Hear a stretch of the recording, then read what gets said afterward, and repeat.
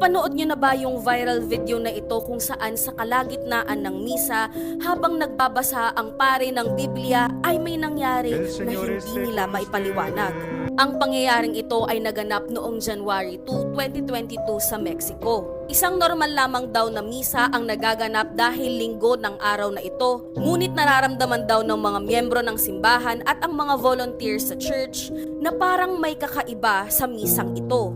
Dahil habang daw nagsasalita ang pari sa misa ay may sumasabay daw na boses. Habang binabasa ng pari ang Biblia ay nangyari nga ito.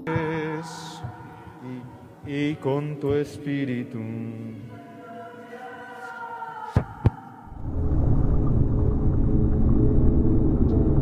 Maririnig na sa loob ng simbahan ay umalingaw-ngaw ang boses na tila humihingi ng tulong. Kitang-kita rin sa reaksyon ng mga sakristan ang takot habang naririnig nila ang boses na ito dahil hindi nila malaman kung saan ito nanggagaling. Kumalat nga ang video na ito sa internet at hanggang ngayon ay usap-usapan kung ano nga ba ang nangyari. Matapos kumalat ang video ay sangkatutak ng mga teorya ang lumabas at sinasabi nila na ito daw ay tinig ng isang demonyo.